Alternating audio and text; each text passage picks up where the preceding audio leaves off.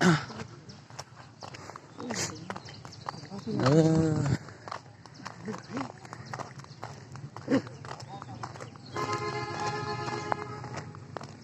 cha, ôi cha,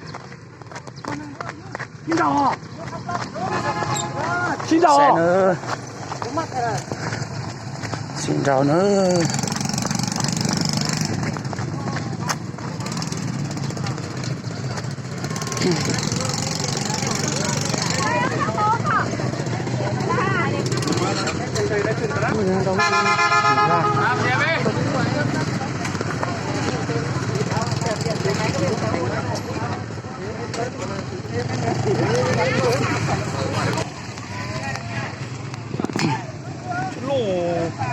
lỗ tèo, Để nó xin chào nữa.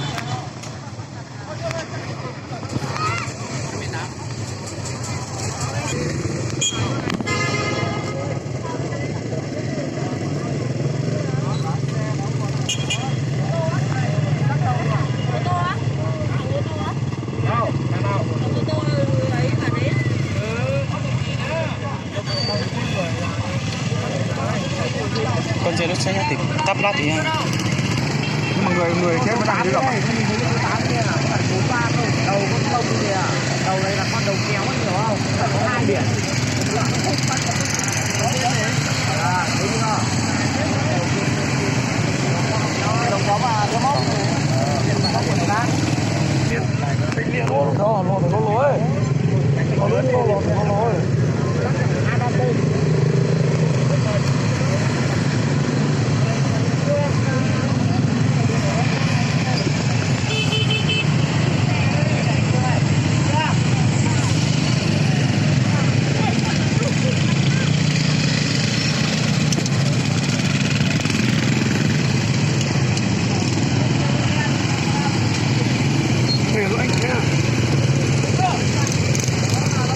Nhau tí nó nữa. Được xe nó kẹp các bán rồi nữa. Được không tuổi nhá họ nó. Đã xin cho nó là chỉ có bên xe. Nó đến một thay xin. Nó ví nhiên giờ thì to.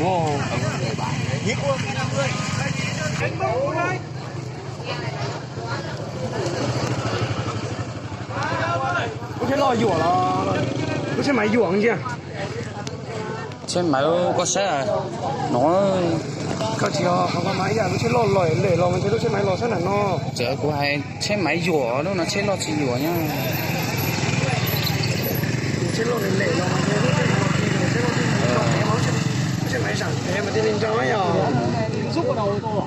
Kiểu đéo được cứ anh xem có của bếp. Chưa quay con máy đây. Chưa mua được. Quên lái xe để quên não ở nhà. Có bây giờ thế là gì giờ chúng nó có thể lái cho họ thế là gì Đây rồi là hôm nay là tao có đi lái xe nhưng tao lại quên để lão ở nhà rồi. Đi thẳng thôi. như nào thì mình còn chấp nhận được chứ lái xe kiểu nó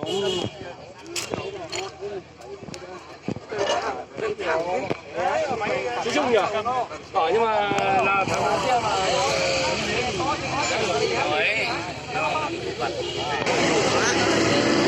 đi ra lo kèn đi ra chắc xin nó. Đó chỉ đám cưới nhá, đám cưới nó tắt đường với coi nhá. camera thì không quay tao. Phát liền chỉ bao rồi rồi.